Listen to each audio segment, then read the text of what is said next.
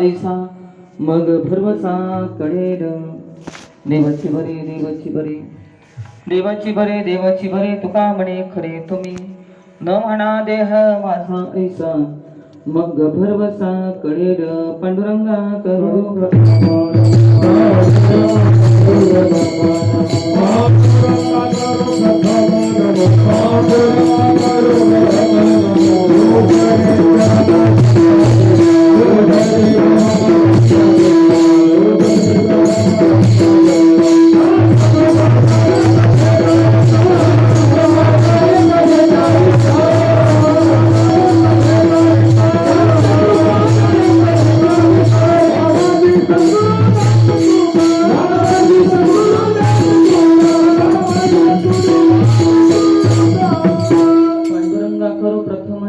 दुसरे चरण संतांची त्यांच्या कृपादाने कथेचा विस्तार बाबाजी सद्गुरु दास तुका.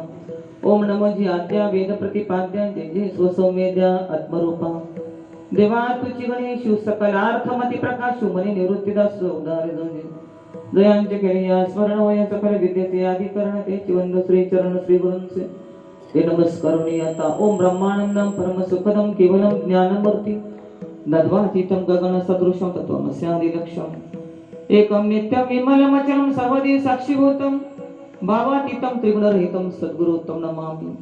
यदक्षरं मनाख्येयं आनन्दम् अजम् अव्ययं श्रीमन्योवृत्तिनाथेति ख्यातं दैवतम् आश्रये.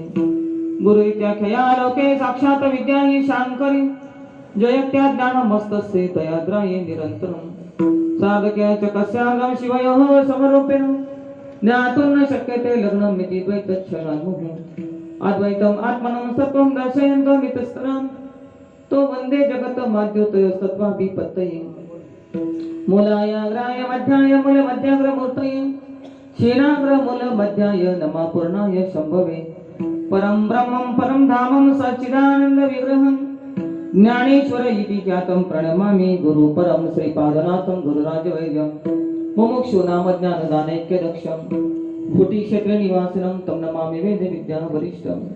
ओम नमो ज्ञानेश्वर करुणाकर दयाळ तुमचा अनुग्रह लादलो पवन झालो चराचरी. मी कला कुसरी काही चलेने बोलत वचने अति भाविका एका जनार्दनी तुमचा दास त्याची आस पुरवावी.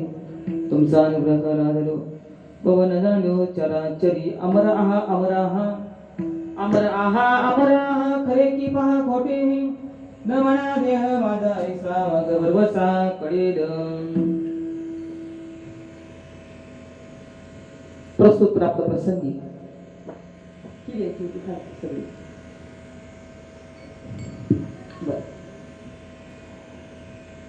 प्रस्तुत प्राप्त प्रसंगी कारणाशिवाय कोणतेही कार्य घडत नसतं. आजची जी सेवा आहे एका नैमित्तिक कारणानिमित्तानं एका विशिष्ट कारणानिमित्तानं तुमच्या आमच्या सर्वांचे परिचित ज्याने गुरुभक्तीमध्ये आपलं श्वास समर्पण केले आहे ज्याने गुरुभक्तीमध्ये आपलं आयुष्य खर्च केलेलं आहे अशा हरिभक्ती परायण ब्रह्ममूर्ती अनार्थे हो यांच्या मातोश्री चंद्रकलाबाई अंबू अनार्थे यांचा प्रथम पुण्यस्मरणाच्या निमित्तानं आजची ही सेवा माझ्या वाट्याला आली. त्या निमित्तानं तुमच्यासारख्या संत सज्जनांची सेवा तुमच्यासारख्या ब्रह्मवृंदाचं दर्शन तुमच्यासारख्या ब्रह्मवृंदाच्या सेवेसाठी निवडलेला जो अभंग आहे. जगद्गुरु जगद्वंदनीय देहोचे सुप्रसिद्ध साधू वैराग्याचे मूर्तिमंत पुतळे ज्यांना पाचवा वेद असं म्हणतात असे संत तुकोबरा आहे. यांचा 4 चरणाचा अभंग सोडवण्यासाठी नाही. अभंग सोडवणं हा माझा हेतू अजिबात नाही आणि मला सोडवता येईल का नाही हेही मला माहिती नाही. ते म्हणतात मग इथं का उभे आहात तर अभंग सुटला असता तर परत तो कोणी घेतलाच नसता. तर अभंग सोडवणं नाही तर अभंगानुसार सुटून जाणं आहे. आणि या सद्गुरूच्या दरबारामध्ये अनर्थे भाऊंनी हरिभक्ती परायण ब्रह्ममूर्ती ब्रह्मलीन मडकेदारांची गाठ पडली. मडकेदारांचा कृपाशीर्वाद जीवनामध्ये ज्या क्षणाला प्राप्त झाला त्या क्षणापासून आस्था गायक आणि इथून पुढेही ज्या कार्याला वाहून घेतलेला आहे. आणि म्हणून आपल्या सद्गुरूला एवढं जवळ केलं की आपल्या दारामध्ये सद्गुरूचं मंदिर बांधावं. स्वामींचंही मंदिर आहे, विठ्ठल रुक्मिणी पण त्यात आहेत. अशा आपल्या सद्गुरूची मूर्ती आपल्या दारामध्ये बसवलेली आहे. नित्य नेमाची सेवा आहे आणि त्यामध्ये 7 दिवसाचं तुकोबरायांच्या गाथ्याचं पारायण पण इकडे केलेलं आहे. काल समाप्ती झालेली आहे आणि आज पुण्यस्मरणाच्या निमित्तानं तुकोबरायांचा अभंग इथे फार मोठे मोठे दिग्गज माझ्यासमोर बसलेले आहेत. सर्व ब्रह्ममूर्ती आहेत. जसे व्यास असतील, शुकांसारखे असतील, आमच्या सोनोनी महाराज असतील किंवा अनेक या ठिकाणी मला नावही कोणाची माहिती नसतील. आणि परिचित अपरिचित चेहरे माझ्यासमोर आहेत. साईकर महाराज आहेत, अनर्तेबाबू आहेत. अशी दिग्गज मंडळी व्यासांसारखी, शुकांसारखी, वशिष्ठांसारखी, याज्ञवल्क्यांसाठी सर्व मंडळी माझ्यासमोर बसलेली आहेत. आणि मी एक पामर, असे आता पामर म्हणावं की नाही, असे पामर पण नाहीच बरं का. कारण का अभंगच असा आहे, अमराहा खरे की पा खोटे हे. मी कोण आहे याचा विचार साधू संत या अभंगाच्या माध्यमातून तुमच्या आमच्या प्रेमाने आणण्याचा प्रयत्न करतात. निमित्त आहे कैलासवासी ब्रह्मलीन चंद्रकलाबाई आंबू अनर्थे यांच्या निमित्तानं तुमच्यासारख्या महात्म्याची सेवा करण्याची एक संधी मला या ठिकाणी प्राप्त होते. वास्तविक पाहता साधू संतांचा जो जो अभंग आहे, अभंग कोणताही असू द्या, त्या अभंगाचा गर्भित अर्थ जो आहे ना, तो खऱ्या अर्थाने तो अर्थ महावाक्याकडे जातो. तो कोणताही अभंगाचा गुह्यार्थ जो आहे, गुणार्थ जो आहे, तो गुणार्थ साधू संतांनी त्या गुणार्थाची उकल केली आणि याची यावत जीवाला खऱ्या अर्थाने ते ज्ञान प्राप्त व्हावं. याची यावत जीवाला, कारण का माणसाचा जन्म म्हणून मनुष्य योनीची आहे, ती खूप लांबून आलेली आहे. आणि खास लांबून का आलेली आहे तर ती फक्त संत भेटीसाठी आणि संत मुखातून महावाक्याचा उपदेश ग्रहण करून आपल्या मूळ स्वरूपाला जाण्यासाठी ही मानव योनीला आलेली आहे. म्हणून तुकोबराय सांगतात, दुरोनी आलो मी गा, दुःख झाले दारुण,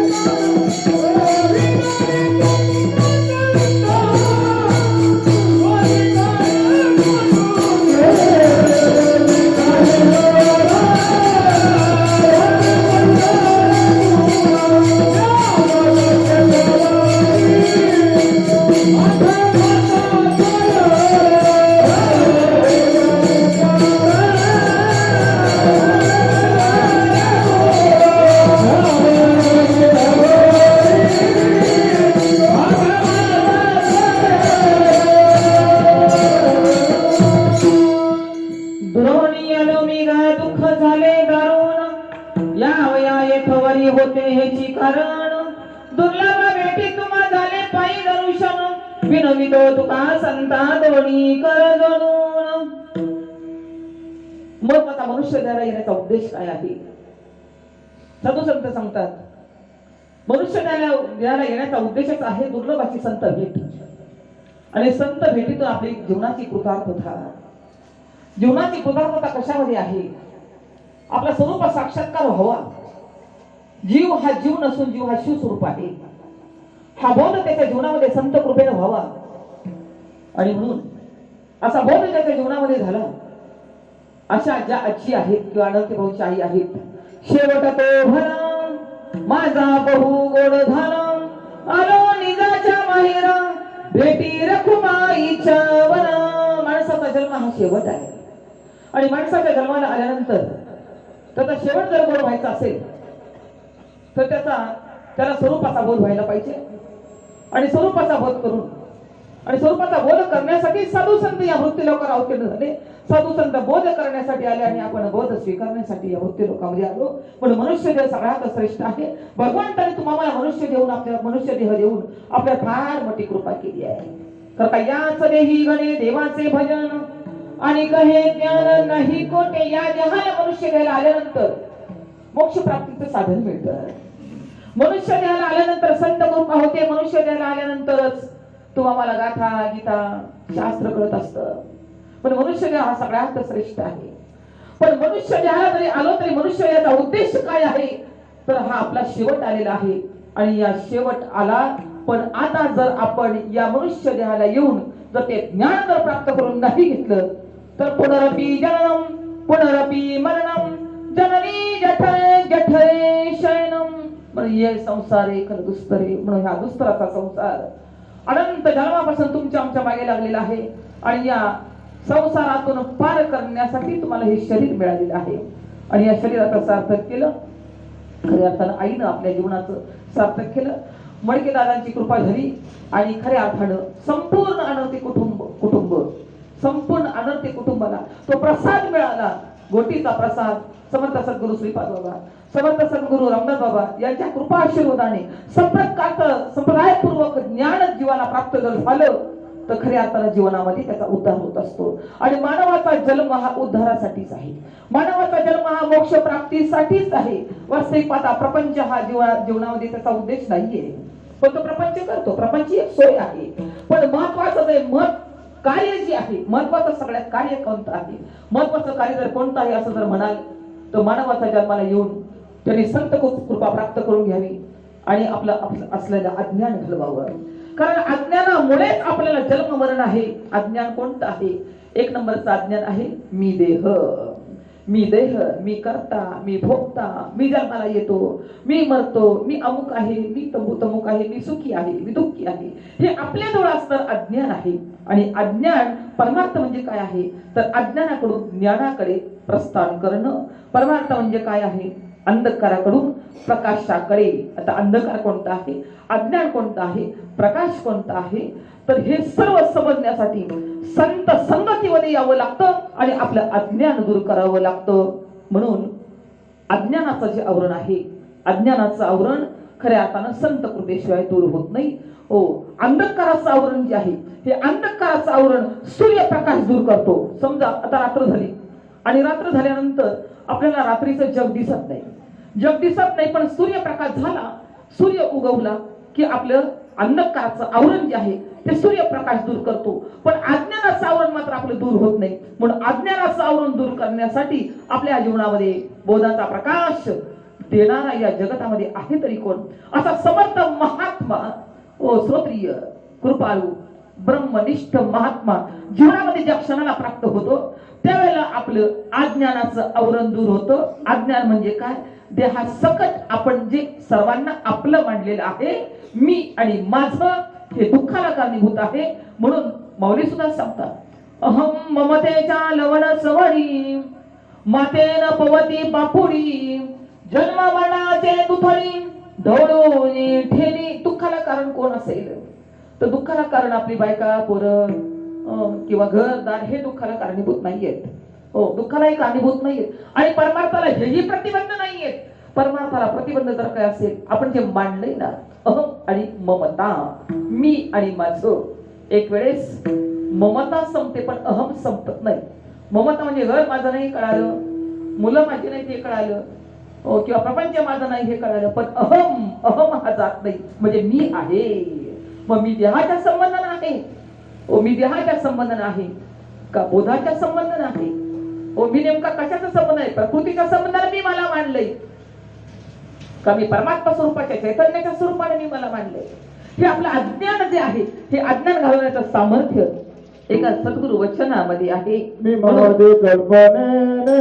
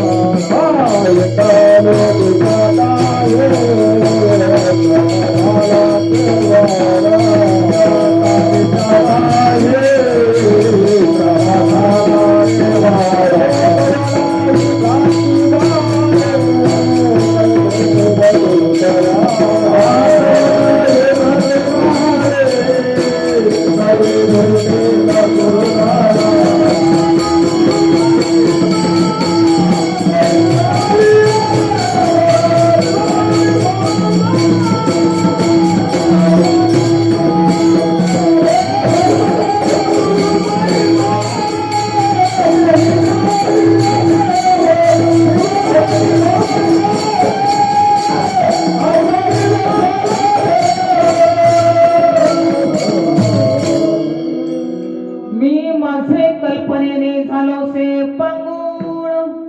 पांगळ झालो म्हणजे काय झालं? हो, वास्तविक पाहता आपण समर्थ आहोत. समर्थ म्हणजे काय? आपण चैतन्य स्वरूप आहोत, आपण ब्रह्मस्वरूपच आहोत.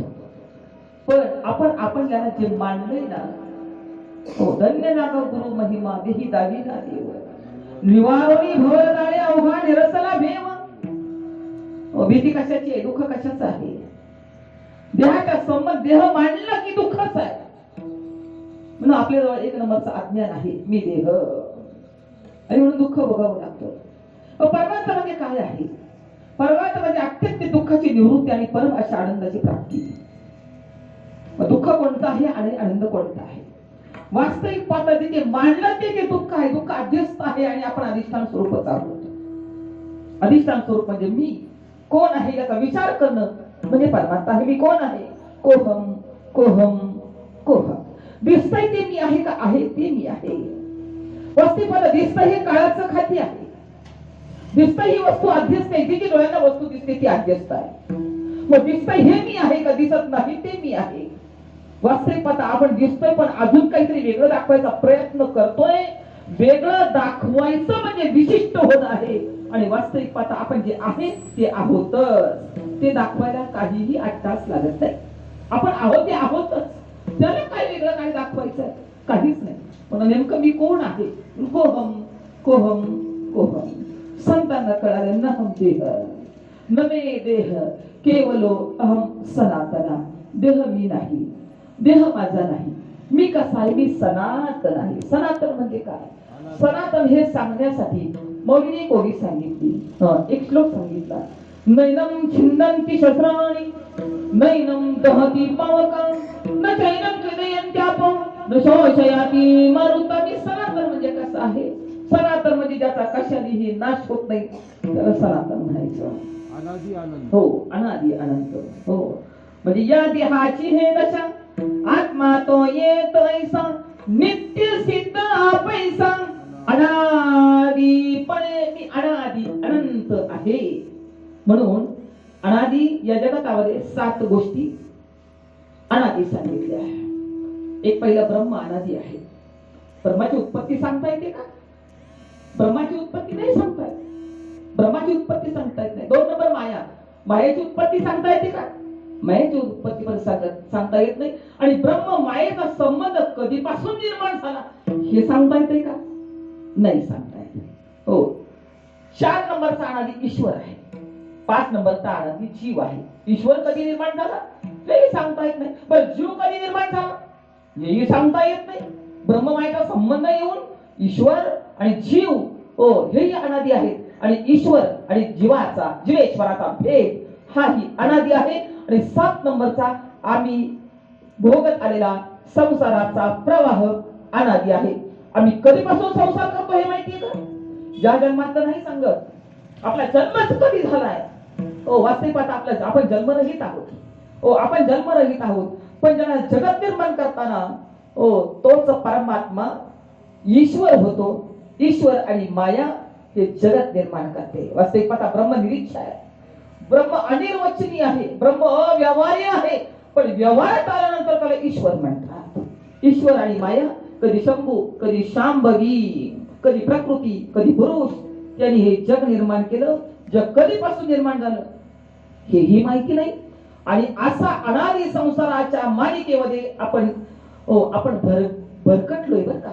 अनादि संसार मालेच्या ठाई नित्य विषय भोगिले पाही, ते ठसावले चित्ताच्या ठाई वारंवार भोगी तसे. अनादि संसाराची मालिका अनादि आहे. हो, आणि वारंवार आम्ही दुःख का भोगतोय? कारण आपल्याला स्वरूपाचा विसर पडलेला आहे. हो, आपल्याला स्वरूपाचा विसर पडलाय. स्वरूपाच्या ठिकाणी असणार अज्ञान हे दुःखाला कारणीभूत आहे. आणि वास्तविक पाहता मानवाचा जो जन्म आहे तो स्वरूपाला प्राप्त होण्यासाठी वास्तविक पाहता प्राप्तच आहे. पण प्राप्ताचीच प्राप्ती हा व्यवहार आहे. प्राप्ताचीच प्राप्ती करावी लागेल. पृथ्वी निदाने भरली आहे, परिपायाळी प्राप्ती नव्हे. पैसा आत्मा स्वयं सिद्ध आहे, गुरु कृपाला हे तै प्राप्त. आता व्यवहारात बोलायचं म्हणून प्राप्त म्हणावं लागतो. वास्तविक पाहता तुम्ही स्वयंभूच आहात, नाही घडविला नाही बैसविला, तुम्हाला कोणी घडवलेलं नाही, तुम्हाला कोणी निर्माण केलेलं नाही, तुम्ही स्वयंभू आहात. कारण का स्वयंभू आहे ते ब्रह्म आहे, त्याला चैतन्य म्हणा, ब्रह्म म्हणा, देव म्हणा, आत्मा म्हणा, तुम्हाला काय म्हणायचं ते म्हणा, वस्तू मात्र एकच आहे. आणि त्या वस्तूचा अंगीकार करून वस्तू स्वरूप होण्यासाठी तुमचा आमचा मानवाचा हा जन्म आहे. वस्तू स्वरूप व्हायचंय म्हणून तर तुकोबाराय सांगतात ना, ओळखारे वस्तू साधारे कल्पना, ओळखारे वस्तू साधारे कल्पना.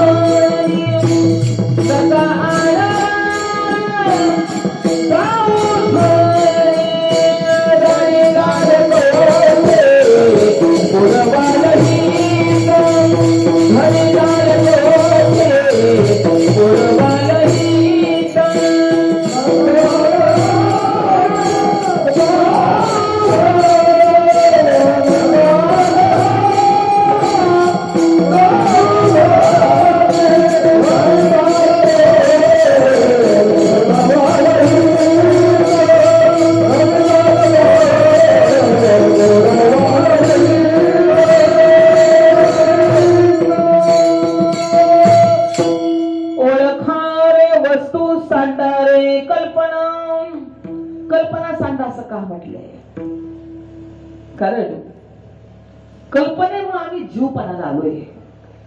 कल्पना अविद्या तेने झाला जीव, माया उपाधी शिव बोली जेत. जीवपणा कल्पनेमुळे आहे. वास्तविक पाहता विशेष आहे ते चैतन्यच आहे. विशेष आहे ते चैतन्यच आहे. विशेषण आहे ते अंतःकरण आहे आणि त्याच्यामुळे जीव विशिष्ट झाला. विशेष काय आहे? चैतन्य विशेषच आहे. आणि अंतःकरणामध्ये पडलेलं कुटस्थाचं प्रतिबिंब. तुम्ही म्हणताल कुटस्थ म्हणजे काय? त्या चैतन्याचं अंतःकरणामध्ये पडलेलं प्रतिबिंब आत्माच आहे, पण त्याला कुटस्थ असं म्हणतात. मर्यादित आहे म्हणून आतमध्ये आहे म्हणून कुटस्थ म्हणा, आत्मा म्हणा, आणि व्यापक आहे म्हणून परब्रह्म म्हणा, परमात्मा म्हणा. व्यापक आहे तो परमात्मा आहे आणि अंतःकरणामध्ये प्रतिबिंब पडलं म्हणून त्याला कुटस्थ म्हणतात. म्हणून अंतःकरणामध्ये कुटस्थाचं प्रतिबिंब पडलं आणि आम्ही स्वतःला ते प्रतिबिंब आहे असं समजू लागलो. वास्तविक पाहता प्रतिबिंबाला आधार कोणाचा आहे? बिंबाचाच आहे. सापेक्षिक भाव आहे. पण बिंब प्रतिबिंब समजा आपण आरशासमोर उभा राहिलो, आपलं आरशामध्ये प्रतिबिंब पडलं. पण प्रतिबिंब का पडलं? आपण समोर म्हणजे बिंब पुढे आहे म्हणून प्रतिबिंब पडलं. म्हणजे हा सापेक्षिक भाव आहे, बिंब आणि प्रतिबिंब. पण आता तुम्ही आरशापासून पाठमोरे व्हा, आता कुठे प्रतिबिंब गेलं? आता प्रतिबिंब कुठे गेलं? बिंब स्वरूप झालं. म्हणजे तुम्ही प्रतिबिंब आणि बिंब नसले तरी तुम्ही आहातच ना. तुम्ही कुठे गेला? तुम्ही कुठे जातात? नाही. म्हणून म्हटलं तुम्ही असे आहात जे पाण्यानं भिजत नाही, सनातन, जे अग्नीनं जळत नाही, जे शस्त्रानं वार केला तरी मरत नाहीत, आणि तुम्ही वार आलं तरी हलत नाहीत, असे तुम्ही आहात. किंबहुना आपण सर्वच असेच आहोत. जे आहे ते आहोतच. पण विशिष्ट व्हायला पाहतो तो जीव आहे. तो काहीतरी वेगळं दाखवायला जातो. मी कोणीतरी वेगळा आहे, मी कोणीतरी कीर्तनकार आहे, मी कोणीतरी प्रवचनकार आहे, मी अमुक आहे, मी तमुक आहे. तो विशिष्ट व्हायला जातो आणि जो विशिष्ट व्हायला जातो ना तो आपलं नुकसान करून घेतो. वास्तविक पाहता आपलं स्वरूप सामान्य आहे. आणि सामान्य काय आहे? सामान्य चैतन्य. सर्व सामान्य आहे ते ब्रह्मच आहे. सामान्यच आपलं स्वरूप आहे. पण आपण काहीतरी विशेष दाखवतो आणि तो विशेष होतो ना तो जन्म मनाच्या फेऱ्यामध्ये अडकतो. हो, विशेष होत होतो. म्हणून आपण आपल्या आत्मस्वरूपावर जी कल्पना केलेली आहे की मी जीव आहे, मी जीव आहे, पण साधू संत सांगतात बाबा तू जीव नाही, आपली या जीवे शिवासी पहावे, आत्मसुख घ्यावे वेळोवेळा. अरे तू जीव नाही, तू जीव नाही, तू शिवस्वरूप आहे. म्हणून तुझ्या आतमध्ये अखंड नाद चालू आहे, शिवहम शिवहम शिवहम, अखंड ध्वनी चालू आहे, अखंड. पण आमचं अखंडत्व आम्हाला कळायला तयार नाही. आम्ही असं वाटतं की आम्ही जन्माला आलोय आणि मी मरतोय असं वाटतंय. म्हणजे आपण संकुचित भाव आपला तयार झालाय, पण मी अखंड आहे असं वाटत नाही. म्हणून साधू संत सांगतात संकोचनी करे रारासी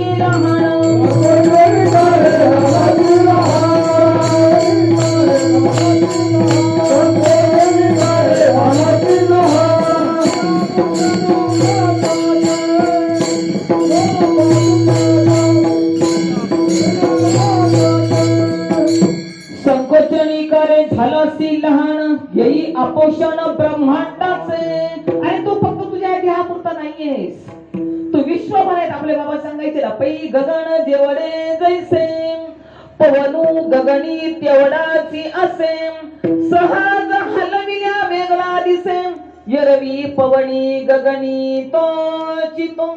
म्हणजे वारं पंख्यातून येतो, पंख्यातून येतं, वारं पंख्यातून येतं का पंखा आजूबाजूला बाजूला असलेली हवा फिरून आपल्या अंगावर टाकतो. वारं पंख्यातून येत नाही, आपल्याला वाटतं तो आपला भ्रम आहे. वारं पंख्यातून येत असं वाटतं, पण आजूबाजूला असलेली हवा तो प्रेशरनी पंखा आपल्या अंगावर टाकतो, म्हणून आपल्याला ती हवा वेगळी वाटते. आकाशात वारं सुटलं, हवा सुटली, आपल्याला वेगळी वाटते. पण हे जसं व्यापक आहे ना, तसं आत्मस्वरूप आपलं व्यापक आहे. आपण या देहापुरते मर्यादित नाहोत, या देहापुरते आपण मर्यादित नाही. मी देह म्हणता कोटी ब्रह्महत्या येऊनिया पाठ थापटती. अरे मी देह म्हटलं, एकदा म्हटलं तर काय होतं. म्हणून माणसाचा जन्म जो आहे तो शोध घेण्यासाठी आहे का मीच हरवलोय. बाकी सगळं डोक्यात आहे बरं का, गल्लीपासून दिल्लीपर्यंत सगळं आपल्या डोक्यात आहे सगळं. पण मी हरवलंय, मला मीच कोण सापडून देणार. मी माझे भवभाने, मी हरपल मी पणे, मीच भेटलो सद्गुरु वचने, आनंदतेने उल्हासे. सद्गुरु वचन कैसे हो अलौकिक, मीच माझे भोगिले निज सुख. अरे या जगाच्या बाजारामध्ये मीच हरवलोय, बाकी सगळं सगळं सापडलंय आपल्याला, पण मी मात्र सापडत नाही. मी माझे भोगाने, मी हरपलो मी पणे. पण सद्गुरूच्या सानिध्यामध्ये काय होत असतं. सद्गुरूच्या सानिध्यामध्ये सद्गुरू काही अशी काही भानामती करतात का, की सद्गुरू बाहेरून असं काही आणून टाकतात का तुमच्यामध्ये. नाही, तुमच्यामध्ये असणारी वस्तू सद्गुरू काय करतात. वस्तू म्हणजे कशाला म्हटलंय, परमात्मा असेल जे एक वस्तू असेल, ती वस्तू दया दिसे ज्ञानास्तव. परमात्मा नावाची वस्तू आहे आणि ती परमात्मा नावाची वस्तू या डोळ्यांना मात्र दिसत नाही. म्हणून म्हटलं आपण आहे ते आहोत, का नाही ते आपण आहोत. आपण दिसतोय ते का आहे ते. मी कोण आहे, मी कोण आहे याचा शोध जरी घ्यायचा असेल ना, तर तुमच्यामध्ये ती वस्तू ओतप्रोत भरलेली आहे. नखशिकांत म्हणजे डोक्याच्या केसापासून पायाच्या नखापर्यंत. पण आपण म्हणतो हृदयामध्ये, है की नाही, हृदयामध्ये. पण जर फक्त हृदयामध्येच असती, ठेस लागल्यावर ऐग का म्हटलं असतो. केस ओढल्यानंतर वेदना होतात, त्या कुणामुळे होतात, म्हणजे डोक्याच्या केसापासून पायाच्या नखापर्यंत ती वस्तू ओतप्रोत आहे. नवे नवे आतही आहे आणि बाहेरही आहे. तसं फुग्यामध्ये आतही हवा आहे आणि बाहेरही हवा आहे. पण फक्त फुग्याची उपाधी मधोमध तयार झाली, है की नाही.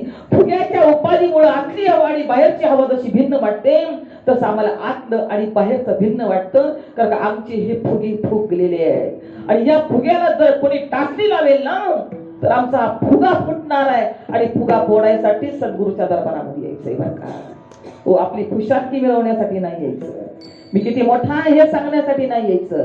सद्गुरूच्या दारामध्ये जे आपण जे स्वीकारलंय ना, जे स्वीकारलंय, तसं स्वीकारलं होतं कोणी, स्वीकारलं होतं. दृष्टांत आहे. एक मेंढपाळ जंगलामध्ये जातो आणि जंगलामध्ये मेंढ्या चालण्यासाठी गेल्यानंतर एक जंगलामध्ये गेल्यानंतर एक सिंहाचं पिल्लू त्या मेंढ्याच्या कळपामध्ये मिसळून त्याच्या बरोबर येतं. त्याला वाटलं काय करतंय, छोटा आहे, काय करणार आहे.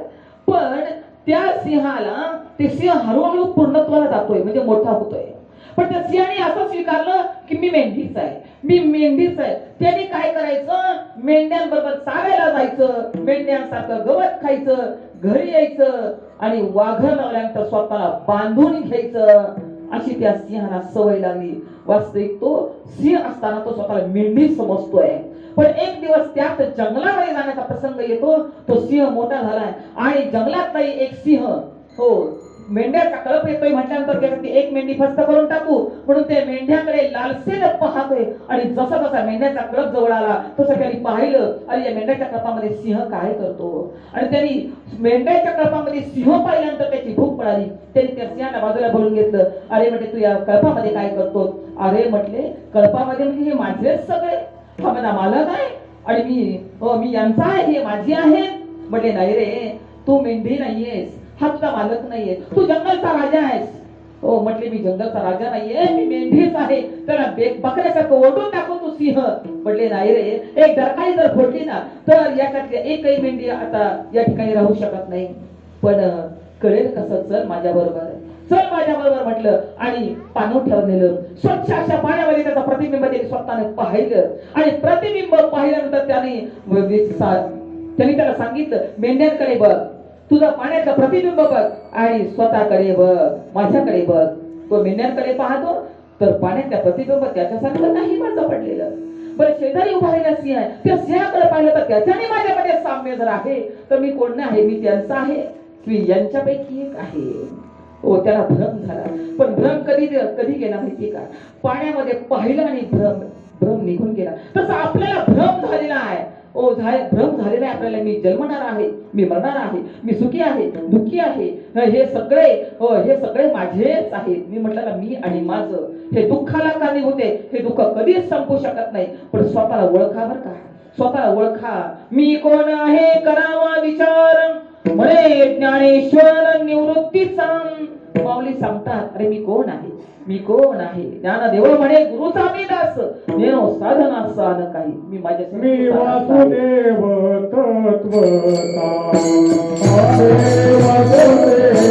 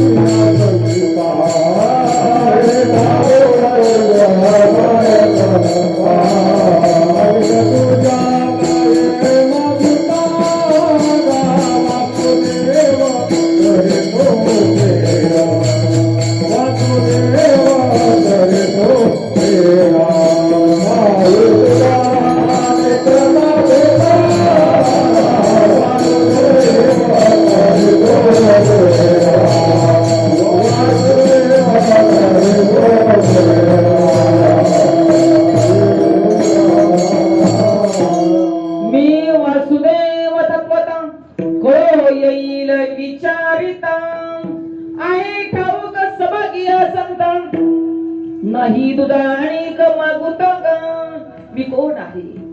की वसती वासुदेव तुमच्या रोमामध्ये, तुमच्या रोमामध्ये जे तत्व आहे त्याला वासुदेव असं म्हणतात. जे तुमच्या आतही आहे, बाहेर आहे. पण जीवाला कळत नाही. पण ना कळे ते कळे, कळे ते ना कळे, वळे ते ना वळे. गुरुवीन आपल्याला सगळंच कळालं याचा भ्रम झालाय. ठीक आहे, सगळ्यातलं सगळंच कळतंय असा आपल्याला भ्रम झालाय. पण नाही, नाही. कळो येईल विचारिता. अरे विचारा, कुणाला विचारा, कुणालाही विचारू नका, कुणालाही विचारू नका. इथं अधिकारी महात्मा पाहिजे तुमच्या स्वरूपाशी एकरूपता साधण्यासाठी. तद्विधी परिपातेन परिप्रश्नेन सेवया उपदेक्षन्ति ते ज्ञानम ज्ञानी तत्वदर्शिनम. आम्हाला हे सगळ्या गोष्टी परमार्थातलं गुण जे आहे त्याची उकळ व्हायची असेल, मी कोण आहे याचा बोध व्हायचा असेल तत्तद्विधी परिपातेन असा तत्वदर्शी महात्मा जो तत्वाचा उपदेश करून आम्हाला तत्व स्वरूपच करेल. ते तू आहेस, ते तू आहेस, ते तू आहेस. ओ त्याला महावाक्य असं म्हणतात. या तत्वमसी म्हणा, ब्रह्मास्मी म्हणा, प्रज्ञानाम ब्रह्म म्हणा किंवा अयनात्मा ब्रह्म म्हणा. वास्तविक पाहता या चारही महावाक्याचा, 4 वेदांची 4 महावाक्य आहे. या चारीचा अर्थ एकच आहे. ते तू असशी, ते तू असशी, तू हे नाही, तू हे नाही, तू ते आहेस. ते म्हणजे तुमचा संबंध कुणाशी आहे. या जगतामध्ये तुमचा सगळ्यात संबंध कुणाशी जवळचा आहे? जवळचा संबंध स्वतःशीच आहे. सगळ्यात जवळचा संबंध कुणाशी आहे? ओ माझ्याशीच आहे. माझ्याशी म्हणजे मी कोण आहे हा विचार तुम्हाला आम्हाला करायचा या नर देहामध्ये. स्वतःशी म्हणजे या देहापासून जे जे आहेत वेगळे ते येर म्हटले बरं का. येर म्हणजे माझ्यापासून ते वेगळे आहेत म्हणजे अगदी देहासकट बरं का. देहासकट या देहामध्ये अगदी पंचकर्मेंद्रिय, पंचज्ञानेंद्रिय, पंचमहाभूत किंवा जे जे काही आहेत, पंचकोश आहेत. या देहामध्ये जे जे मटेरियल आहे ना, ज्या मटेरियलना हा देह बांधलाय ना, ते सगळंच येर आहे. ते माझं नाही, ते सगळं येर मध्ये टाकलंय. येर की माईक कधी कर्मेंद्रिय आणि ज्ञानेंद्रिय सुद्धा दुःख देतातच ना. या देहापासून जे नातेवाईक दुःख देतातच, पण आपल्या या स्वरूपावर मी अध्यस्त आहे, या स्वरूपावर जे अध्यस्त आहे ते सगळंच दुःखदायक आहे. म्हणून साधू संत सांगतात, हे दुःख निवृत्तीचा उपाय जर तुम्हाला करायचा असेल तर तत्वदर्शी महात्मा तत्वाचा उपदेश करून तुम्हाला तत्व स्वरूपच करेल अशा महात्म्याची संगत ज्या क्षणाला तुमची घडेल ना, महात्म्याची संगत घडायला पाहिजे. संगत म्हणजे काय? संगत म्हणजे पिशव्या घेऊन फिरणं नाही. संगत म्हणजे महात्म्याच्या मुखातून जो बोध तुमच्या कानावर पडलेला आहे त्या बोधाची अविरत साधना करून, जसं त्या सिंहानं पाण्यामध्ये पाहिल्यानंतर त्याला स्वतःचं प्रतिबिंब दिसलं, मग त्याला कळालं मी मेंढी नाही, माझ्या शेजारी उभा राहिलेला तो मी नाही, तो मी आहे. पण पाणी कसं होतं? पाणी स्वच्छ असावं लागतं, आहे की नाही? पाणी स्वच्छ असावं लागतं. वाहत्या पाण्यामध्ये तुम्हाला तुमचं प्रतिबिंब दिसू शकत नाही. पाणी स्वच्छ पाहिजे, पाणी निर्मळ पाहिजे, पाणी स्थिर पाहिजे. तसं तुमचं अंतःकरण स्थिर आणि स्वच्छ करून ज्याला महात्मा बोध करेल, जेव्हा चिंतन करेल, तेव्हाच तुम्हाला तुमच्या आतमध्ये असणारी वस्तू त्याचा साक्षात्कार होईल. कारण का जिथं श्री गुरु आहे तिथं ज्ञान आहे, जिथं ज्ञान आहे तिथं आत्मसाक्षात्कार आहे. गुरु तेथे ज्ञान, ज्ञानी आत्मदर्शन, दर्शनी समाधान अति वैसे. जिथं श्री गुरु आहे तिथं ज्ञान आहे, तिथं ज्ञान आहे तिथंच आत्मदर्शन आहे, आत्मसाक्षात्कार आहे. म्हणजे मी कोण आहे याचा बोध साधून करावा आणि माझं दर्शन मलाच, मीच मला माझ्या आतमध्ये सापडावा. आपण बाहेर नाही बरं का. आपण बाहेर नाही. आपलं हरवलंय कुठं आणि आपण शोधतोय कुठं? आपलं हरवलंय, सगळं आत हरवलंय आणि आपण मात्र सुख बाहेर शोधतोय. या देवाकडे जाऊ, त्या देवाकडे जाऊ, त्या देवाकडे जाऊ, का त्या देवाकडे जाऊ. आपल्या हरवलंय आतमध्ये. मग संत काय करतात? तुमचं जिथं तुटलंय ना तिथं जोडून देतात. संत दर्शनी हा लाभ पद्मनाभ जोडीला. तुमचं हरवलंय आतमध्ये आणि आपण शोधतोय मात्र बाहेर. दृष्टांत तुम्हाला माहिती आहे. म्हातारीची सोयी गोधडी शिवता शिवता हरवली आणि म्हातारी प्रकाशाई म्हणून रस्त्यावर जर शोधत राहिली तर ती सुई तिला तिथं सापडणार नाही. तिथं तुटलंय, तिथं हरवलं, तिथं पाहावं लागेल. आम्ही आमची आणि त्याची ताटातूट वास्तविक पाहता ताटातूट झालेली नाहीच. पण हा एक व्यवहार आहे. तुमची वस्तू आणि इतकी जवळ आहे, तसं साखर आणि साखरेची गोडी याच्यामध्ये अंतर किती आहे? मोजता येईल का? साखरेमध्ये आणि साखरेच्या गोडीमध्ये किती अंतर आहे? येईल का मोजता? अहो साखरच गोड आहे, अंतर नाही. एवढं आपलं आणि त्याचा संबंध एवढा जवळचा आहे. मीठ आणि मिठाचा खरटपणा याचा अंतर मोजता येईल का? म्हणजे नाही. मीठ आणि खरटपणा एकच आहे, साखर आणि साखरेची गोडी एकच आहे. इतकं जवळच त्याचा आणि आपला संबंध. वास्तविक त्याचा म्हणणं हा सुद्धा व्यवहारच आहे, हा सुद्धा व्यवहारच आहे. इतका मी त्याच्याशी, त्या स्वरूपाशी एवढा एक रूप आहे, एवढा एक रूप आहे. नवीन आहे. तुका म्हणे वेगळा नव्हे, हरी हा भोवे भोगत आला. त्याच्यामध्ये आणि माझ्यामध्ये वेगळे पण अजिबात नाही, पण हे मला कळत नाही आणि म्हणून मला दुःख भोगावं लागतं.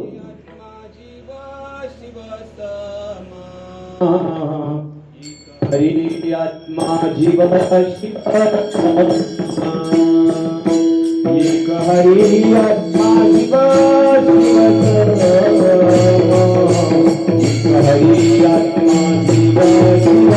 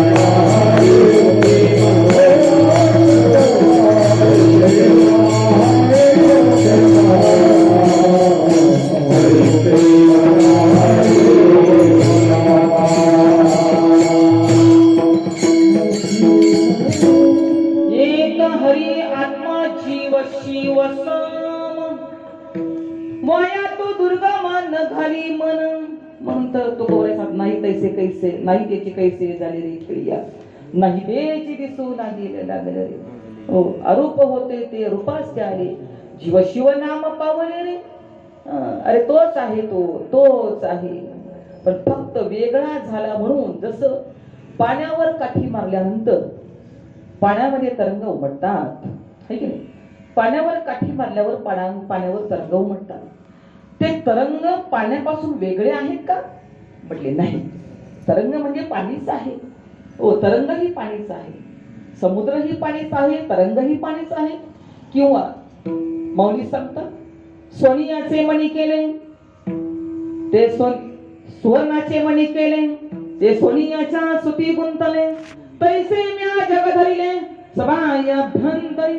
अरे सोन्याच्या आत जर पाहिलं तर सोनच आहे, आणि बाहेर जरी पाहिलं तरी सोनच आहे की नाही?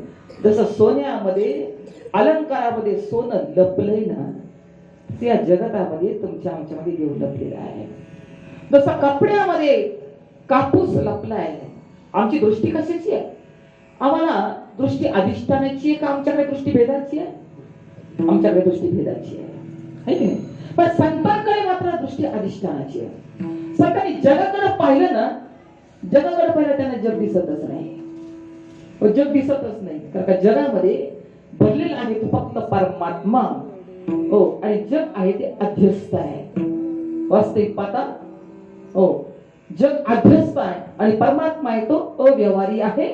आणि अव्यवहारी असणार परमात्मा, तुम्ही आम्ही पण अव्यवहारीच आहोत. आमच्या ठिकाणी जन्माचा व्यवहार नाही, मरणाचा व्यवहार नाही, सुखाचा व्यवहार नाही, दुःखाचा व्यवहार नाही. पण हा व्यवहार होतो कुठं? मग हा व्यवहार होतो कुठं? हा सगळा चिदाभासाच्या ठिकाणी व्यवहार होतो. सगळा व्यवहार चिदाभासाच्या ठिकाणी होतो. कारण का जे नाही त्याची दिसू लागले, जे नाही ते आम्ही स्वीकारलंय ना. मग सगळा व्यवहार झाला कुठे आमच्याकडे? जर मी अव्यवहारी असताना व्यवहार कसा होतो? तो सगळा व्यवहार चिदाभासाच्या ठिकाणी होतो, म्हणजे जीवाच्या ठिकाणी होतो. पण साधू संत काय करतात माहिती का? त्या चिदाभासाला उलट फिरवतात. हो, त्याला खरे आईबाप त्याला दाखवतात बरं का. त्या चिदाभासाला खरे आईबाप कळले पाहिजेत. त्याला असं वाटतं मी विशिष्ट म्हणजे मी जीवच आहे. पण त्याला संत मागे फिरवतात आणि मागे फिरून त्याचा तोंड फिरवलं ना की मग त्याला कळतं अरे मी यांचा नाहीये, मी तर स्वयंभू आहे, मी स्वयंभू आहे, मी ब्रह्म आहे, मी चैतन्य आहे. आणि मग प्रश्न असा पडला की मग मी स्वयंभू आहे, मी ब्रह्म आहे, मग मी मरतो. अरे मरणाचा म्हणजे दुःखाचा तर मला चटका बसतोय, मला आनंदात मी आनंदी होतोय, सुखाला मी सुखी होतोय, दुःखाला मी दुःखी होतोय. हे सगळं माझ्या ठिकाणी का होतं? हे सगळं माझ्या ठिकाणी. मग हा जातो येतो कोण? हा मरतोय कोण? हा परत जन्माला मी जर ब्रह्म आहे, मग अव्यवहारी जर मी आहे, तर हा मरतोय कोण? हा जन्माला येतोय कोण? अरे म्हटले हे शरीर आहे ना, हे पंचमहाभूताचं आहे. हे पंचमहाभूताचं आप, तेज, वायू, पृथ्वी आणि आकाश. या पंचमहाभूताने तुम्हाला दिलेले 5 गुण आहेत. शब्द हा गुण तुमचा नाही, तुम्ही अव्यवहारी आहात. शब्द हा गुण तुम्हाला आकाशाने दिलेला आहे. आकाश हे भूत तुमच्या अप्रसन्न जर झालं ना, तर तुमची वाणी बंद पडते.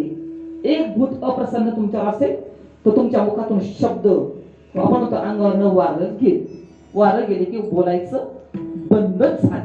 म्हणजे कोणतं तरी एक भूत तुमच्यावर अप्रसन्न झालं म्हणजे आकाशाने तुम्हाला शब्द हा गुण दिलेला आहे. स्पर्श हा गुण हो तुम्हाला वायूने दिलेला आहे. वायू आहे म्हणून आपला स्पर्श ज्ञान आहे. स्पर्श हा गुण वायूने दिलेला आहे.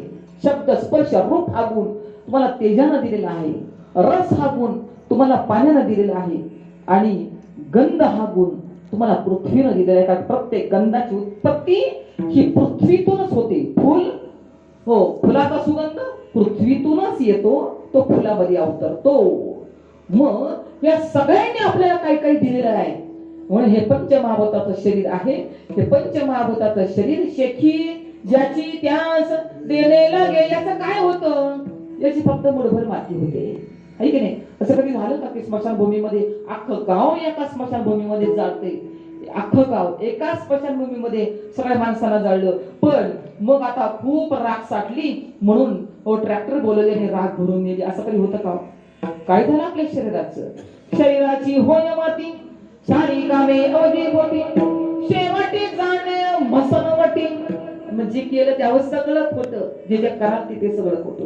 पण केल्याशिवाय राहू नका.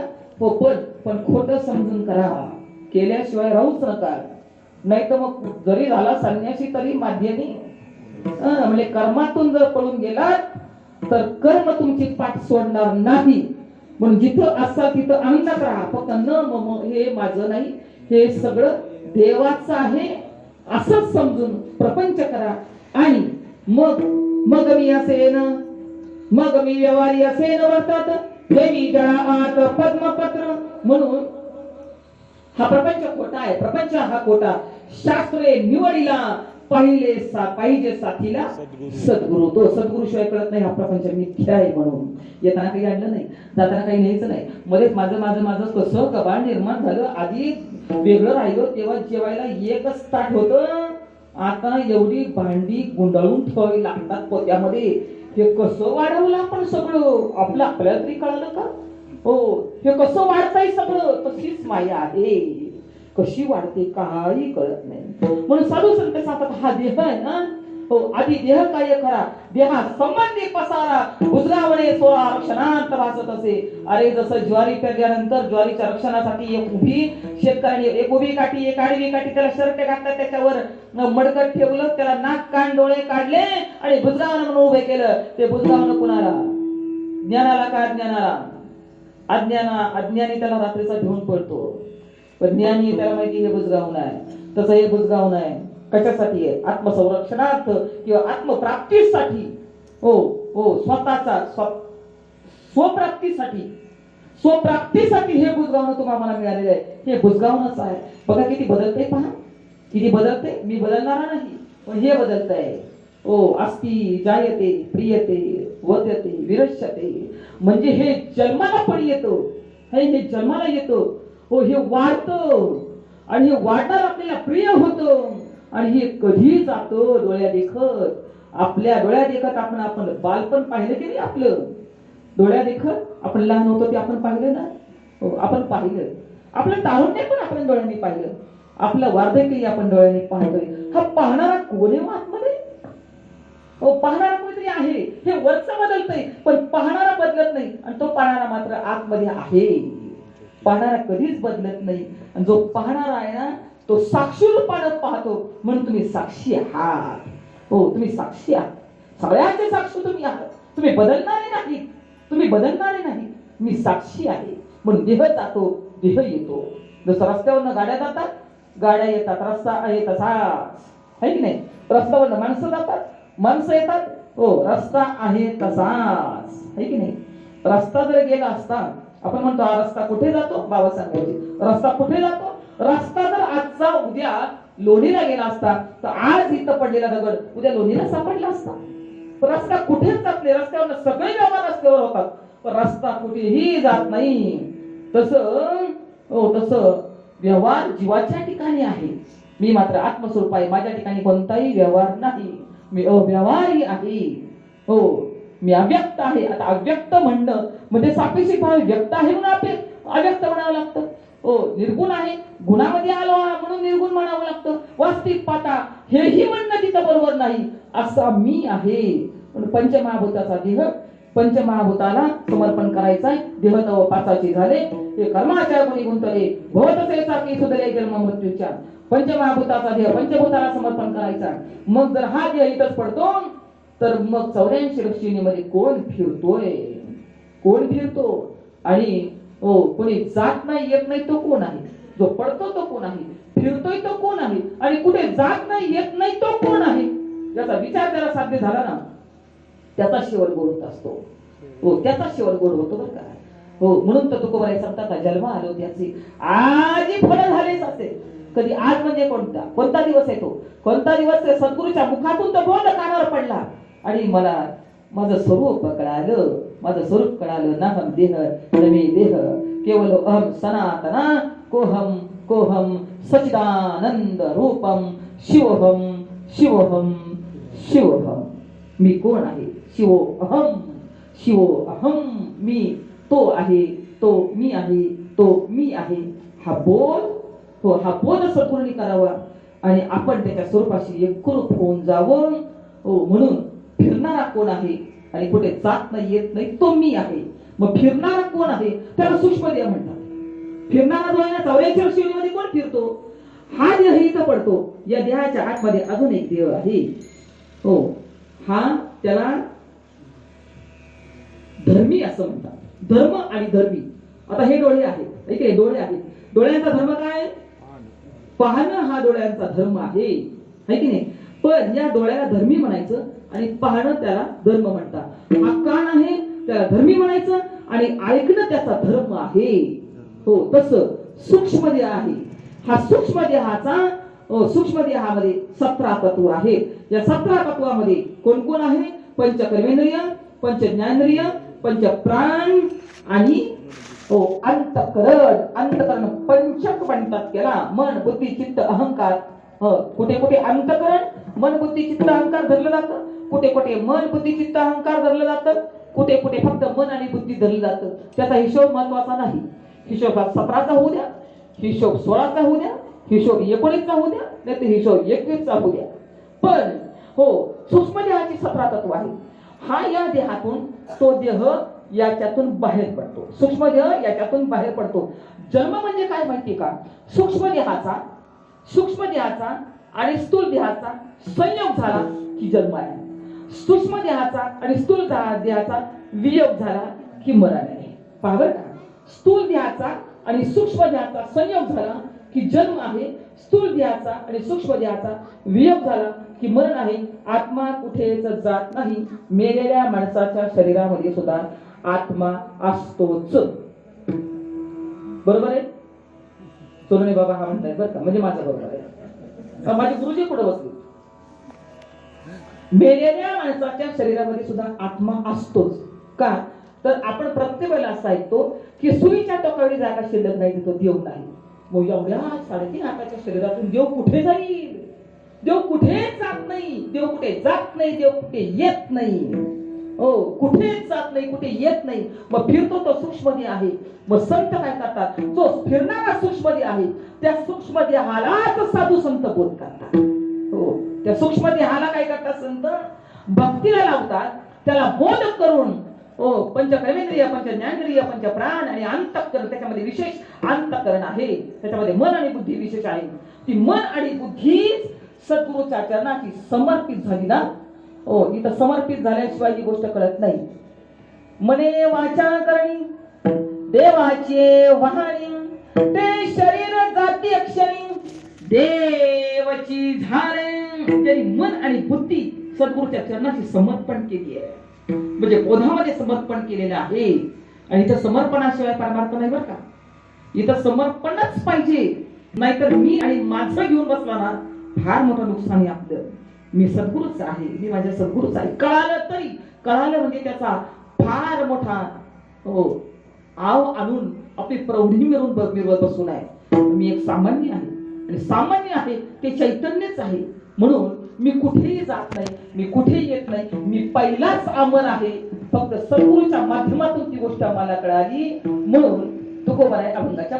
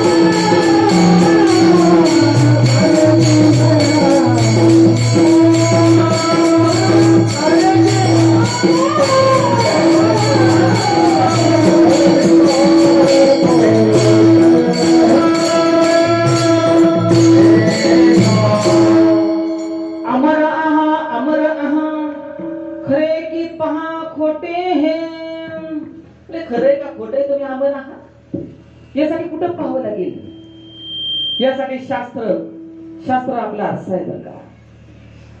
गीता आणि ज्ञानेश्वरी ही आपले पेनल कोड आहेत, जेणेकरून आपला चालू असलेला परमार्थ हा खरा आहे की खोटा आहे, आपलं स्वरूप खरं आहे की खोटं आहे, हे कुठं पाहावं लागेल. तर शास्त्र आणि श्री गुरु, हो खरं का श्रीगुरूचं सामर्थ्यच केवढं आहे. म्हणून जीवनामध्ये आपल्याला श्रीगुरूचं सामर्थ्य, श्रीगुरूचं स्वरूप, श्रीगुरूचं कार्य जर कळालं ना, आपण 100% आपल्याला सापडणार आहोत. विठ्ठल विठ्ठल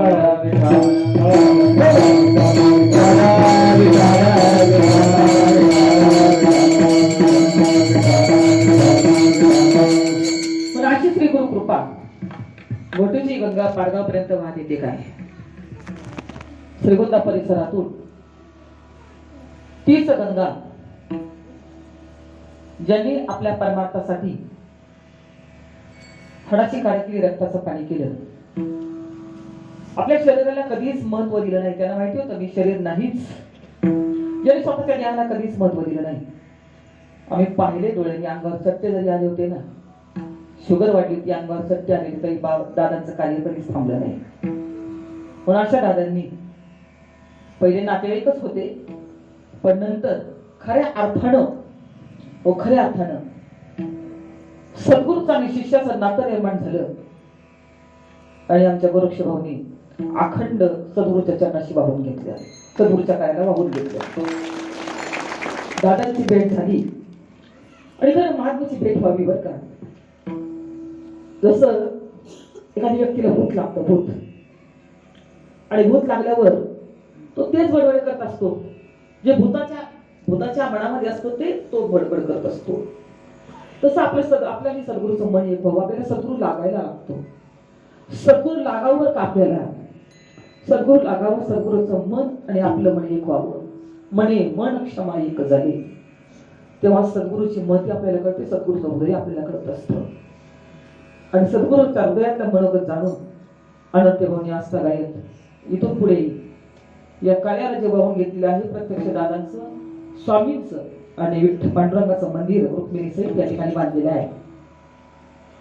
खरं पाहायला गेलं तर आपलं या जगतामध्ये आता कार्य राहिलेच काय, तर देह माझा नाही, सूक्ष्म याचंही परिवर्तन केलेलं आहे. या जगतामध्ये आता आपलं राहिलंच काय असं जेव्हा विचार करतात. आज जरी आपण गेलो तर काही कोणाचं राहणार नाही, बरोबर. पण आता काय राहिलोय तर उर्वरित कार्य फक्त सद्गुरूच्या कार्यासाठीच आपण जिवंत आहोत. कारण का आपलं कर्म संपलेलं आहे. सद्गुरूंनी आपल्या कर्म हे नष्कर्म केलेलं आहे. फक्त आता आयुष्य आहे तोपर्यंत, फक्त आयुष्य शिल्लक आहे तोपर्यंत जिवंत राहायचं. आयुष्य शिल्लक आहे तोपर्यंत जिवंत राहायचं. सद्गुरूचा वसा घ्यायचा आणि घेतलेला वसा कधी न टाकता जे आपल्याला जो बोध प्राप्त झालेला आहे, आपल्याला खरंच एक अनमोल नवे नवे जे शंभूने धरले मानसी, नवे नवे शंभू म्हणजे शंकर सुद्धा आपली जीवदशा बाधित करण्यासाठी प्रयत्न करतायत बरं का. अमृतानुभवामध्ये ओवी सांगितलेली आहे. शिव ही मुहूर्त पुसे जया जोशी आहे. मला वाटतं सुरुवात काय त्याची, यावया आपुल्या दशे, त्याच्या अगोदरच जीवपणाचे त्रासे यावया आपल्या दशे शिवई मुहूर्त पुसे जया जोशी आहे. जोशी म्हणजे आडनावाचा नाही, जोशी म्हणजे स्त्री गुरुला असा मुहूर्त विचारतायत. मुहूर्त म्हणजे तो क्षण बरं का. तो क्षण आपल्या जीवनामध्ये साध्य झाला ना, त्या क्षणाला आपलं काम झालेलंच आहे. म्हणून आयुष्य जरी कर्म सद्गुरूंनी कर्म संपवू नये तुमचं. अनंत कर्माची परंपरा तुमच्या मागची बाधित केलेली आहे. आयुष्य आहे तोपर्यंत जिवंत राहायचं आणि उरलेल्या आयुष्यामध्ये फक्त सद्गुरूचं कार्य करत राहायचं, आनंदाने करायचं. आणि हा वासा तुम्हाला प्रत्येकाला दिली, त्यांना ज्यांच्यापर्यंत हा बोध आलाय त्यांच्यापर्यंत त्यांनी उरलेलं कार्य आपला काहीतरी सद्गुरूसाठी आपलं योगदान करावं. का सद्गुरूंनी आपल्याला सांगितले बाबा तो देह नाही, तुझी अनुभूती आणून दिली, प्रत्यक्ष अनुभूती आहे. हे काही शब्दांचा विषय नाहीये हा, तर शब्द प्रमाणाने नाही. इथं साधू संत म्हणजे अनुभवजन्य भक्ती मार्गाचे प्रवर्तक आहे. अनुभवाने आम्हाला सिद्ध करून दिलेलं आहे की तू सिद्धच आहेस, तू जन्माला येत नाही, तू मरत नाही, तू स्वयंसिद्ध आहेस. तुला कोणी सुखी करू शकत नाही. आणि आपल्याला जर सुखी करण्यासाठी दुसऱ्या माणसाची गरज जर वाटत असेल तर आपल्या बोधाचं काय करायचं. तर सुखर उपाय साधूचा कोण सांगा माझ्या पांडुरंगासाठी का. मग पांडुरंग म्हणा निर्देश तिकडे करायचा ना, नाही, निर्देश इकडे करायचा आहे. मला जर सुखी करायला दुसऱ्या गोष्टीची गरज वाटत असेल तर अरे जीवच सुख स्वरूप आहे, आनंद स्वरूप आहे, सच्चिदानंद स्वरूप आहे. त्याला सुखी करण्यासाठी दुसऱ्या व्यक्तीची किंवा दुसऱ्या वस्तूची गरजच वाटत नाही. कारण तू स्वतःच ती वस्तू आहे आणि तू सुख स्वरूप आहेस. तुला कोणीही दुःखी करू शकत नाही. म्हणून साधू संत सांगतात अशा स्थितीला प्राप्त झालेला मग देह कोणाच आहे, न म्हणा देह माझा ऐसा. अरे देह माझा आहे म्हणूच का. पण संतांच्या संगतीमध्ये कुठे कळेल ही गोष्ट. कडू आले कमळापती. कुठे कळेल बैसता संतांचे संगती, कडू आले कमळापती, नाही की नाही. पण त्याचा निश्चय मात्र आपल्या जीवनामध्ये व्हायला पाहिजे. आणि निश्चय झाला ना येता, निश्चय झाला ना. कोण काय निश्चय व्हायला पाहिजे, मी देह नाही, मी आत्मस्वरूप आहे, मी माणूस नाही, मी ब्रह्मस्वरूप आहे. हा निश्चय झाला ना, मग बाबा सांगायचे निश्चयाचे बाळ तुका म्हणे त्याची फळ, तुका म्हणे त्याची फळ.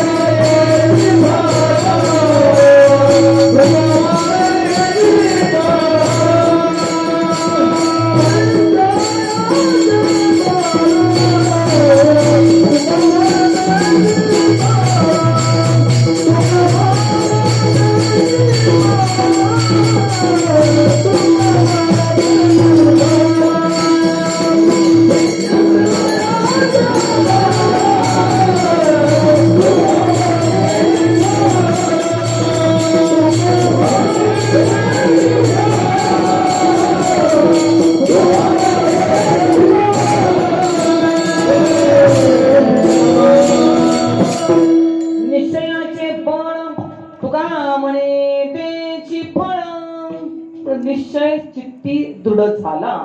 आपल्या अंतकरणामध्ये दृढ निश्चय असा करा, मी देह नाही, मी देह नाही. नमना देवाला ऐसा, नमना देह माझा ऐसा,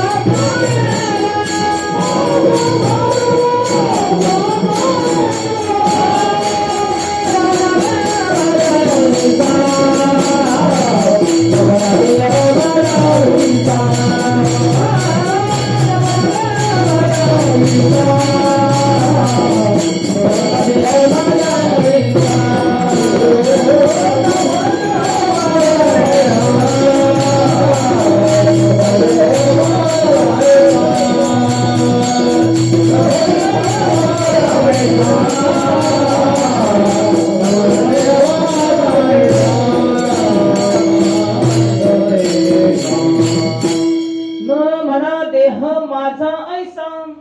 मग फरवसा कळेल तू देह नाहीस. पण फक्त तुला वाहण्याची दिशा कळली पाहिजे. दिशा मिळाली तर दशा जाते. दिशा जर नाही मिळाली तर 84 लक्षणीमध्ये परत परत परत फिरून असे किती एक जन्म येतील आणि जातील, पण तुम्हाला किनारा मात्र लागणार नाही. म्हणून संत आपल्याला पहिलं तीराला नेण्यासाठी, आईलं तीर म्हणजे मी देह आहे, पण आता देह मी नाही. पहिलं तीर म्हणजे काय आहे, मी देह नसून मी आत्मस्वरूप आहे. आईलं तीर म्हणजे मी माणूस आहे, दिसतो हे मी आहे, पण पहिलं तीर म्हणजे मी माणूस नाही, मी ब्रह्मस्वरूप आहे. म्हणजे जशी नदी सागराची एकरूप होते. सांडोनिया मीठपणाचा लाभू मिठे, सांडोनिया मीठपणाचा लोभू मिठे, सिंधुत्वाचा घेतला लाभू तैसा अहम देऊनी शंभू शांभवी घालून. मिठांनी आपला मीठपणाचा लोभ सोडावा आणि समुद्राची शरणागती जर केली तर समुद्र त्याला समुद्राचाच लाभ करून देतो. तसा जीवानी आपला जीवपणा, अहमपणा, ममत्व सोडून सद्गुरूच्या चरणाशी रत व्हावं, समर्पण व्हावं.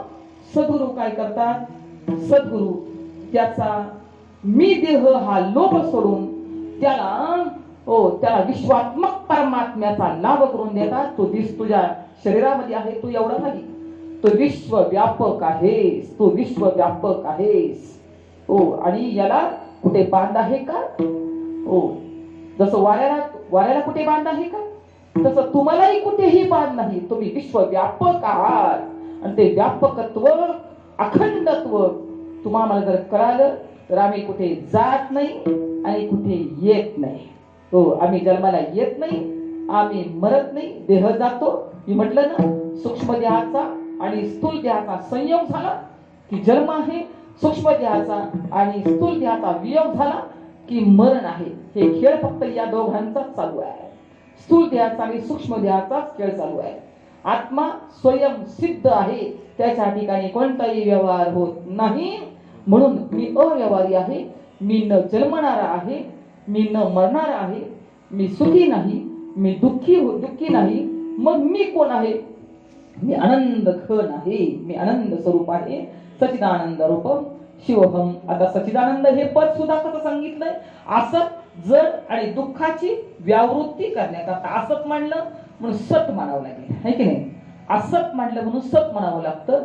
असत जड, जड मांडलं म्हणून सच्चित मानावं लागेल आणि दुःख मांडलं म्हणून आनंद मानावं लागेल. वास्तविक पाहता हे पदही व्यावर्तकच आहे. असताची या व्यावृत्ती हा. सत म्हणू आले श्रुती हा. जडाची या समाप्ती चिद्रूप आहे. हा, जडाची समाप्ती होती आणि चिद्रूपता. चिद्रूप म्हणजे ती वस्तू स्वयंपूर्ण तूच आहेस म्हणून तो मी, तो मी, तो मी हा बोध सद्गुरूच्या मुखातून जर झाला तर संत सांगतात मग तुला भीती कुणाची नाही. सगळ्या जगतामध्ये दुसरं वस्तूच नाही. कोणती वस्तू या जगतामध्ये? या जगात दुसरं नाहीच, दुसरं नाही. पण आम्हाला ती दृष्टी ती उपाधीची म्हणून दोन दिसतंय. हो, आम्हाला अधिष्ठानाची नजर जर आली ना या जगतामध्ये फक्त एकच आहे. मग कैसा धाक कैसा राख सकळी कापुले. तुला भीती आहेच कुणाची? जन्मायची नाही, मरणाची नाही. ओ, कुणाचीच भीती तुला जगतामध्ये नाही. म्हणून सकळी कापुले. मग न मना देह माझा ऐसा मग भरवसा कळेल विठोबा रखुमाई.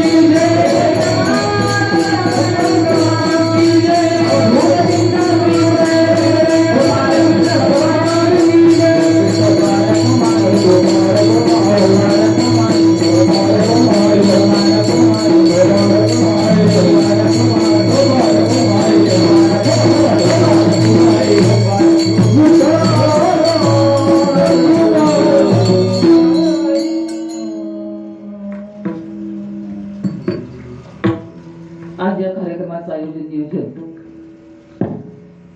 हरिभक्ती परायण ब्रह्ममूर्ती गुरुश्री महाराज त्यांच्या आपल्या मातोश्री ब्रह्ममूर्ती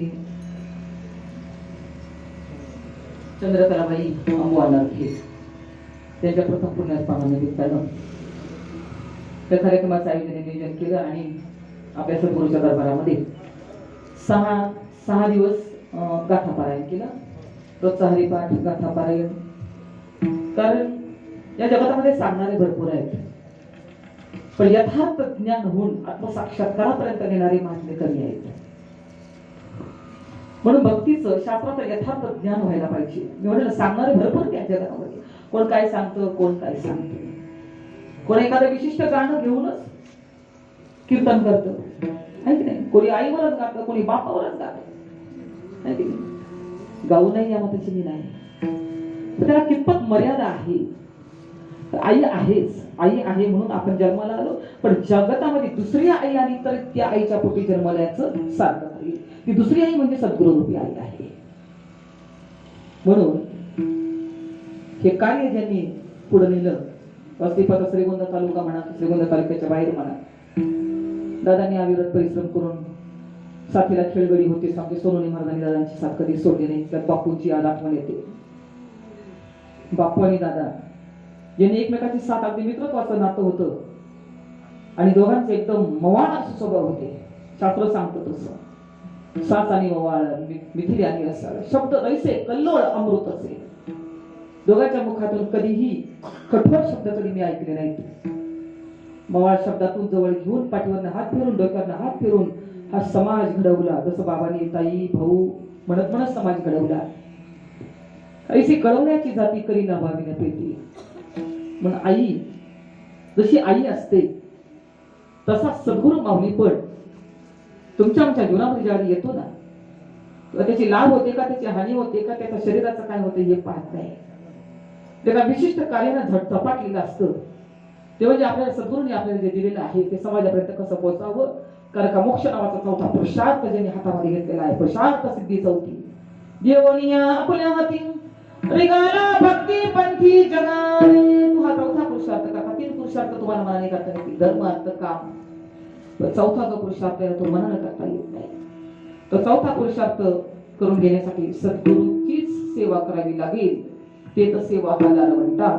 सद्गुरूचीच सेवा करावी लागेल. मग सद्गुरू प्रसन्न होतील. सद्गुरूची प्रसन्नता ही शिष्याला ज्ञान प्राप्त करून घेण्यास कारणीभूत ठरते.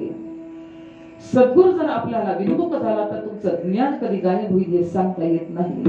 म्हणून सद्गुरू कशाला प्रसन्न होईल असं जर म्हणाल तर सद्गुरू फक्त तुमच्या भक्तीने आणि तुमच्या नामस्मरणाने प्रसन्न होत असतो. त्याला दुसरी कोणतीच वस्तू लागत नसते.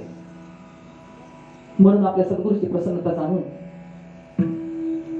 आपल्यामध्ये जी अखंडता आहे त्या अखंडतेवर आपण यावं. म्हणून आईला तो बाबांचा प्रसाद मिळाला, त्याच्यामुळे कृतार्थ झाले. यादसाठी केला होता अट्टहास, शेवटचा दिवस गोड व्हावा. साधू सत्य सांगतात ज्यांनी मन आणि बुद्धी परमात्म्याच्या स्वरूपामध्ये लीन केलेली आहे, मन बुद्धी नामस्मरणामध्ये लावलेली आहे, त्याचं काय होईल असं जर म्हणाल तर ज्ञानेश्वरी असं सांगते, तू मन आणि बुद्धी साचेशी माझी या स्वरूपा पावसी. तू मातेची गा पावसी हे माझी भाग. अरे तू मला येऊन प्राप्त होशील. तशी नदीला दिशा कळली, नदी वाहत वाहत वाहत समुद्राला जाते. समुद्र तिला वेगळा ठेवत नाही, समुद्र तिला बाया पसरून आलिंगन देतो. नदी वाहते ना, समुद्र तिच्या भेटीला जातो आणि समुद्र बाया पसरतो. तिला आपल्या पोटात घेतो, नदीला नदी ठेवत नाही. मग ती एकदा समुद्राशी एकरूप झाली ना, ती गंगा नाही, भामा नाही, भीमा नाही, सरस्वती नाही, चंद्रभागा नाही, मुळा नाही, मोठा नाही, फक्त समुद्र आहे. फक्त त्याच्याशी मिळाल्याबरोबर तसं लवण मिळाली काजळे नोहे सरिता निराळे, तसंच त्याच्याशी एकरूपता. बाकी महत्वाचा कोणताही उद्देश या जगतामध्ये आपल्याला यायचा नाही. आपल्या स्वरूपाला एकरूप व्हावं, स्वरूपाशी एकरूपता साधावी आणि कुठं जाणं गेलं तर संपलेलं असेल. आपले सद्गुरू जिवंतपणे मरणालाच मारून टाकण्याची शक्ती सद्गुरूमध्ये. मरण माझे मरून गेले मज केले अमर. सद्गुरूने आपल्या मरणाला मारून आपल्याला जिवंत ठेवले बरं का. ही सद्गुरूची कला आहे. हो, मरणाला मारून आपण जिवंत आहोत. मरणाला मारणं म्हणजे काय? मरणाला मारणं म्हणजे मी कोण आहे याचा विचार करणं. हो, आणि बाकी सगळं मर्क आहे, सगळं समर्क आहे, सगळं येणार जाणार आहे. देह नाशिवंत आहे, सूक्ष्मदेव फिरणार आहे, तोही साधूच्या चरणी लीन जर झाला हो तर त्याचंही जाणं येणं संपून जाईल. अशी स्थिती जीवनामध्ये प्राप्त करून गेली सद्गुरूच्या कृपेला. तर मग साधू संत सांगतात, अरे तुम्ही त्याच्यापेक्षा वेगळे नाही. समुद्र कुठे लाटांपासून वेगळा आहे, समुद्र कुठे नदीपासून वेगळा आहे, समुद्र कुठे पाण्यापासून वेगळा आहे. हो, अलंकार नवे नवे अलंकार आणि सोनं जसं एकच आहे, कापड आणि कापूस जसं एकच आहे, तसं तुम्ही आणि देव वेगळा नाही. देवाची